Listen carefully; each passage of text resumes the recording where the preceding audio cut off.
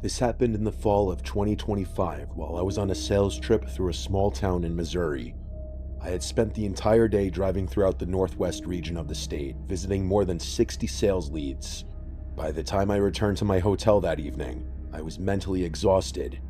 Even so, I still had work to finish, so I spent several hours on my laptop scheduling emails to send the following morning. The hotel was a normal mid-tier place. It wasn't a chain, but it also wasn't a budget motel. It had a Western log cabin aesthetic and felt surprisingly cozy.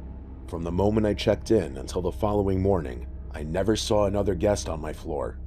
That detail becomes important later. I was staying on the third floor, which was also the top floor. Around 11:30 p.m., I was sitting at the desk typing away when I heard activity in the hallway. There were footsteps, a door opening, and a few urgent voices. I didn't think much of it. Hotels are noisy places, and guests come and go at all hours. About 15 minutes later, I decided to go downstairs to buy a bottle of water from the vending machine. As soon as I stepped into the hallway, I noticed a gurney positioned halfway inside a room 3 doors down. 2 EMTs stood in the doorway, while a man who appeared to be in his 60s lay on the stretcher.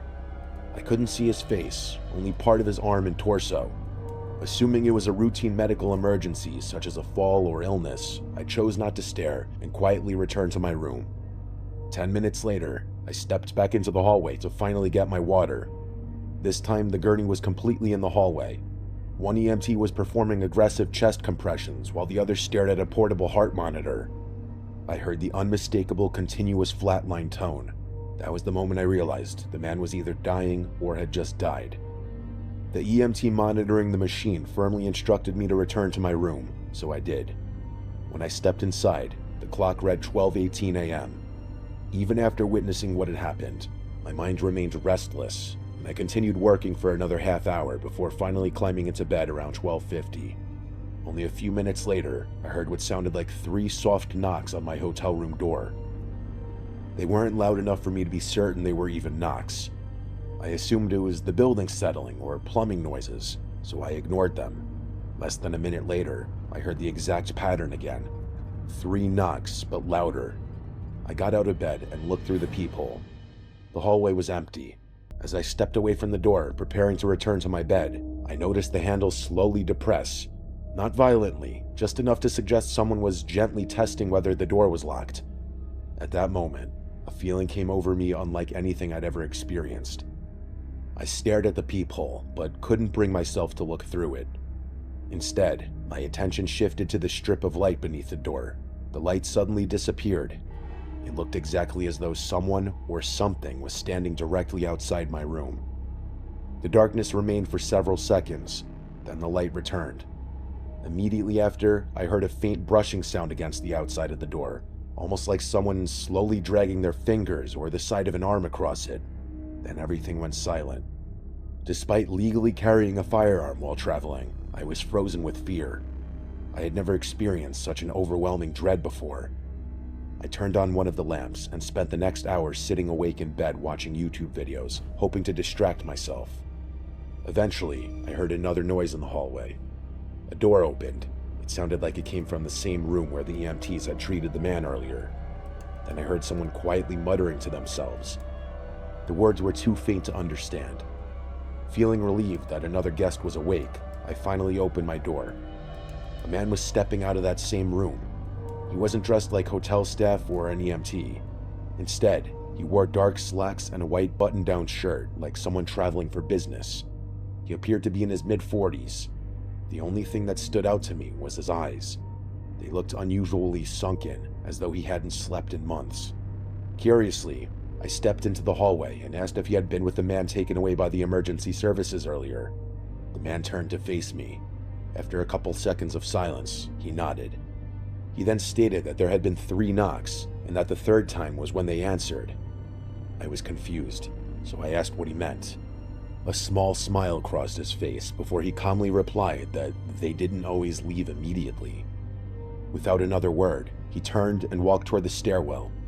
Needless to say, I got very little sleep that night. The following morning, around 8:30, exhausted and still trying to make sense of everything, I went downstairs to grab some coffee. I stopped at the front desk and asked the woman working there about the medical emergency that had just happened the night before. She looked genuinely confused and said she didn't know what incident I was referring to. I explained that paramedics had taken a man out of the room 3 doors down from mine and had been performing CPR in the hallway. As I continued explaining, she seemed more interested, but informed me that the room I was describing had been vacant. According to her, the last registered guest had checked out the previous day, and that guest had checked in alone. She also mentioned that the hotel occupancy had been unusually low the past few weeks, and that only a handful of guests had been staying on my floor, all of them at the opposite end of the hallway. She then asked me to confirm that the room I was talking about was exactly 3 doors down from room 312. That was when everything suddenly connected in my mind. The incident happened 3 doors away. My room number was 312. The knocking had always come in groups of 3, and the mysterious man's first statement had been that there had been 3 knocks, and that the 3rd time was when they answered. It was one of the most unsettling moments of realization I've ever experienced. It felt as though I was standing in the middle of something that simply didn't make sense. I spent countless hours trying to explain every part of what happened. Even though the front desk employee insisted nobody matching that man's description was staying there, she had only started her shift that morning. Maybe she simply didn't know who had been there overnight. Maybe someone forgot to tell her about the medical emergency. Maybe hotel policy prevented her from discussing it. Maybe the strange man was simply another guest who decided to play an incredibly cruel joke on me. Maybe the knocking had just been normal building noises. Or the handle never actually moved, and exhaustion after a long day of driving and hours of staring at a computer screen caused me to imagine it. Maybe the hallway light briefly dimmed because of an electrical issue. I even questioned whether the entire experience had been some unusually vivid dream brought on by stress and sleep deprivation. But no matter how many explanations I come up with, none of them account for every detail. What bothers me more than anything is how everything seemed connected by the number 3. For nearly 3 weeks afterward, I wasn't myself. My mood was different, and if anyone asked what was wrong, I simply blamed work stress and a few personal things. If I really had been losing my mind, I didn't want this story to be the thing that convinced everyone else I had. Thankfully, as time passed, I was eventually able to move on for the most part, although I still don't like thinking about it for too long. I still travel frequently for work, and thankfully nothing remotely similar has ever happened again. In fact, the morning after everything occurred, once I finished speaking with the front desk employee, I packed my things and left the hotel as quickly as I could. While checking out, nothing else unusual happened, and I even noticed several completely normal guests staying at the opposite end of my floor. Even so, ever since that trip, I've developed a strange habit whenever I check into a hotel. Almost without thinking, I immediately count how many doors separate my room from the stairwell, and pay attention to any room numbers or locations involving the number 3. Although the knocking that night always came in patterns of 3, it only happened twice, and that's the one thing I still find myself strangely grateful for, because if I ever hear a 3rd set of 3 knocks outside my hotel room door someday, I won't be sticking around long enough to find out what answers.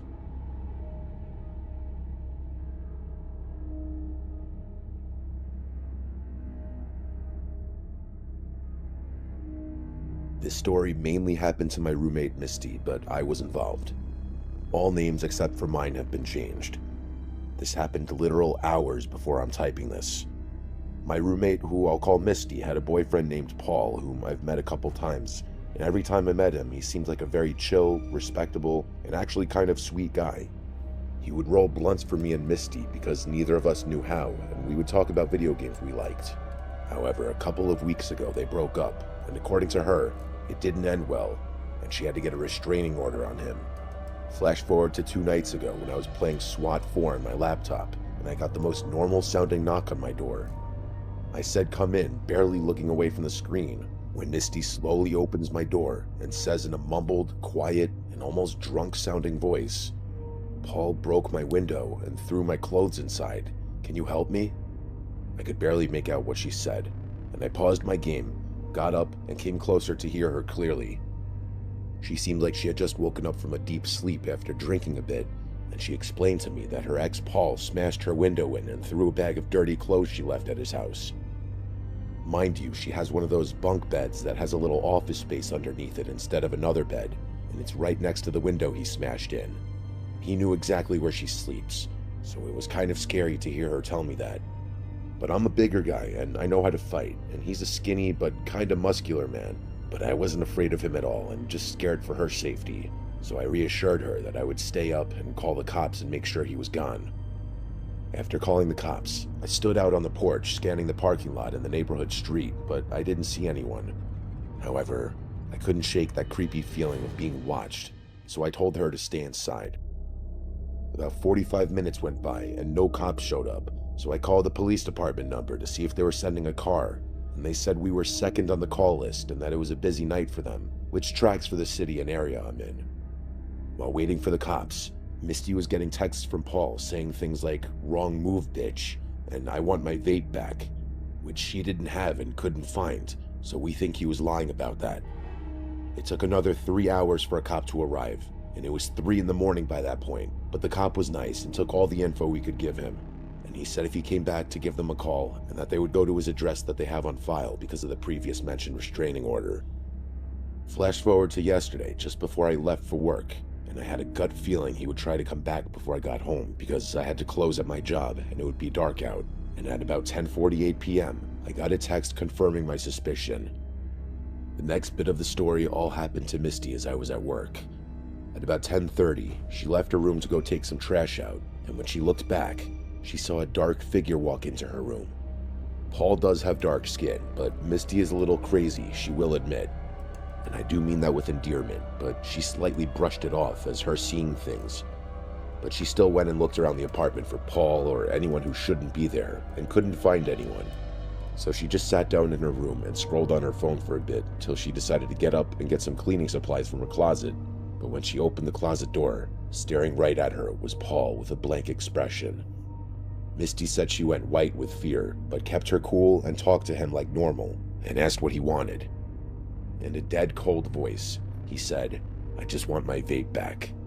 While she frantically but calmly, as to not raise suspicion, sent me these texts, by some miracle, 45 seconds after that text exchange, my manager said I could go home early since it was slow, and I bolted out of my job, called 911, and got on the bus. I told the operator everything that was happening, and by the time I got home, the police had already got him in cuffs. By then, Misty had left to go to a friend's house to chill out after that, but she told me everything that happened, and I was shook when she told me. When the cop asked me what happened, and when I got to her side, even his eyes widened, and even he was taken aback by the situation. He gave me another incident report, and said he's definitely going to jail. I'm happy my friend's okay, and shout out to her for being so calm and thinking on her feet, and shout out to my manager for letting me get off early. I still would have called 911 from work if I had to, but it was better for my anxiety to go home as that was unfolding.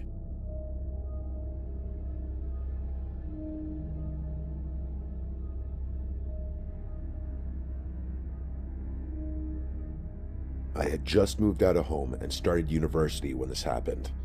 I was 18 years old at the time and living on campus in a small apartment. It was my first time living away from my family. The apartment wasn't anything special. It had a tiny kitchen, a small couch squeezed into the living room area, and a single bed pushed against the wall. Definitely wasn't luxurious, but I had made it feel like home. It was my first taste of independence, and I loved having my own space.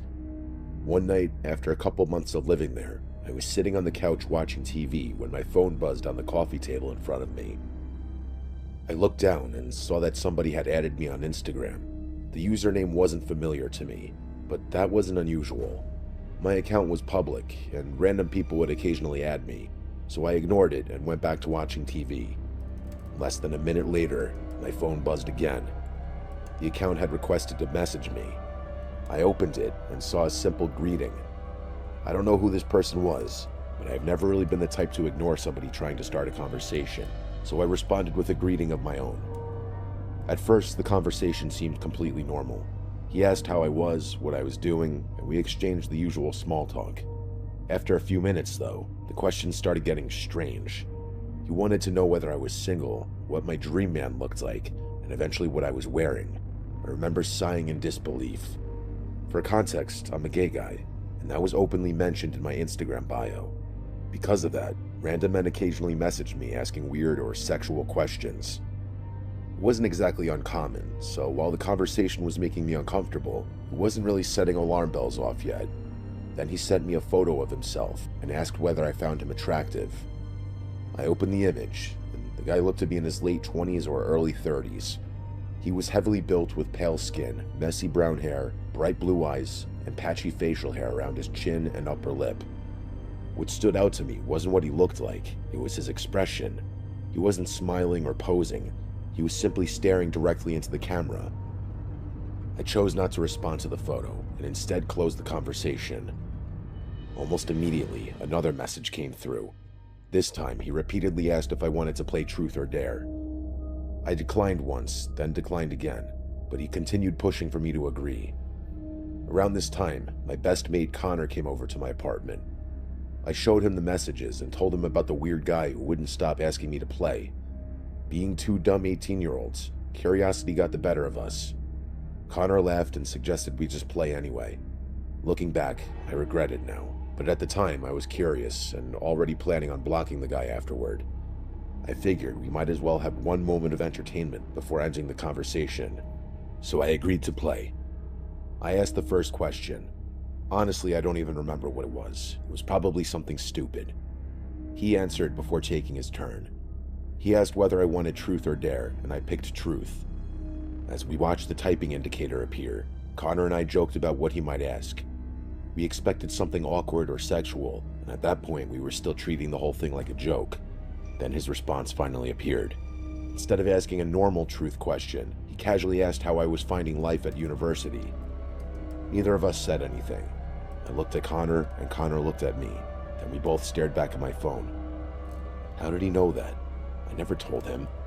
I never mentioned attending university or living on campus. I had never met this guy before. That was the moment the entire conversation stopped feeling harmless. I originally came from a very small country town several hours away. If I had known this guy before university, I would have remembered him. But I didn't. I had never seen him before in my life. Connor and I spent the next hour trying to figure out how he knew that information. The problem was that there wasn't an explanation. I had never posted about university.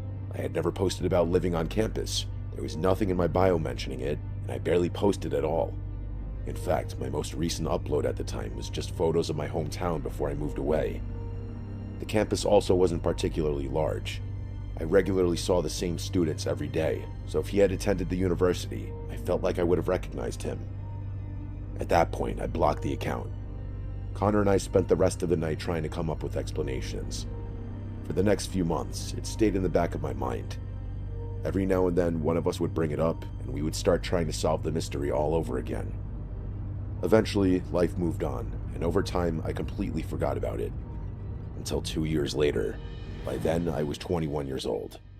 I had moved out of the university accommodation and was living in a house with Connor and 2 other friends. One night, I was sitting in my room when my phone buzzed. It was another Instagram notification telling me someone had added me. The username didn't look familiar.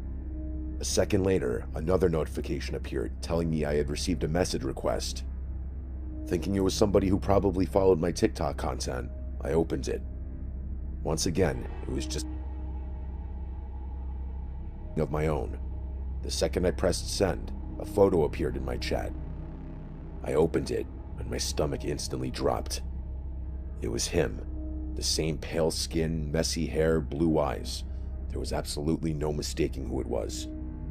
I quietly muttered in disbelief before muting the conversation and putting my phone down. I decided to wait until Connor got home so I could remind him about the strange guy from university. I completely forgot about the unsettling message that made me block him in the first place. If I had remembered it, I would have blocked him immediately. Unfortunately, an unrelated emergency came up later that night that completely distracted me. Since I had muted the conversation and barely looked at my phone afterward, the interaction slipped my mind entirely. It wasn't until a few days later that I opened Instagram again. As soon as I did, I saw his account sitting near the top of my messages. I opened the conversation, and my stomach sank when I saw there were countless messages. Dozens of them, maybe more. He had been messaging me non-stop for days. Some of the messages were sexual, others were angry, demanding to know why I wasn't responding. A few attempted to restart a normal conversation as though nothing happened. His mood constantly shifted between hostility and friendliness, making the entire conversation feel completely unhinged. Mixed in with the messages were explicit photos of himself.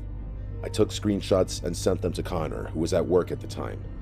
At first, he didn't remember who I was talking about, but after I reminded him about the strange truth or dare conversation from university, it all came back to him.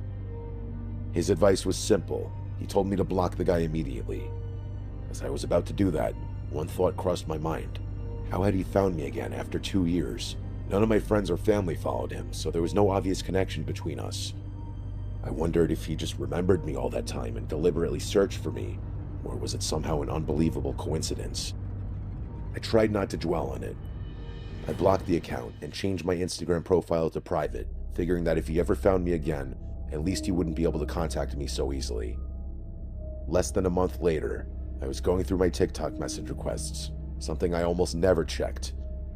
Most of the messages were random, scammers, advertisements, and the occasional viewer from my live streams. One account caught my attention because it had more than 2,000 followers and had sent me a message about a week earlier. The message was just a simple greeting.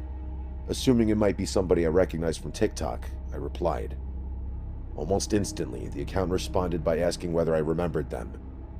I assumed it was someone I had met online and simply forgotten, so I admitted that I didn't recognize them. They gave me their real name and explained that we knew each other from Instagram. The name still meant absolutely nothing to me. I asked whether we had followed each other before. They explained that I had blocked them because they had been harassing me. The realization hit me instantly. There was no way. I asked whether their old Instagram username had been the same one I remembered from years earlier. A few seconds later, they confirmed that it was. I actually swore out loud in disbelief. One of my housemates heard me and came downstairs to ask what was wrong. I explained everything, and just like Connor, they immediately told me to block the account. Before doing so, I sent one final message demanding that they leave me alone and stop contacting me. Then I blocked them. By that point, this guy had somehow managed to find me on 2 completely different platforms years apart. My TikTok account didn't even use my real name, which made it even harder to understand how he had located me. That was the moment I seriously started wondering whether I was dealing with an actual stalker. I told myself that if he ever contacted me again, I would take things much further. A few days later, I met some friends in the city for dinner. Afterward, I caught the train home and started walking back to my house. The station was only a few streets away, so it was normally an easy walk. It was dark, the streets were quiet, and hardly anyone was around. As I walked while texting my friends, I thought I heard footsteps somewhere behind me. I stopped to listen. Everything went silent. I turned around, but the street was completely empty. I convinced myself I had simply mistaken my own footsteps for someone else's and continued walking. A short time later, I heard them again. This time, after I stopped walking, the footsteps continued for another few seconds before they stopped too. They definitely weren't mine. A knot formed in my stomach as I slowly turned around. This time, somebody was standing several meters behind me on the footpath, completely motionless and staring directly at me. A streetlight above illuminated his face. Instantly, I recognized him. It was the same man from the photographs. The same pale skin, the same messy brown hair, the same light blue eyes, and the same heavy build. For a few seconds, neither of us moved. We simply stood there staring at one another.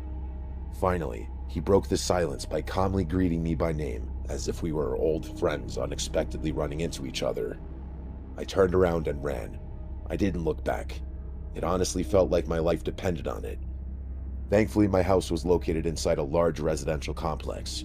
Once you entered the complex, my unit couldn't be seen from the main pathway because you had to turn another corner to reach it.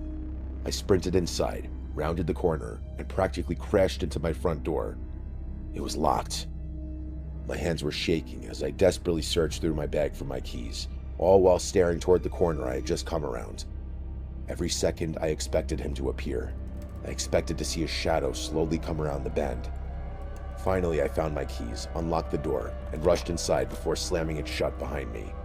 Connor and another friend were sitting on the couch when I burst through the front door. The second they saw me, they knew something was wrong.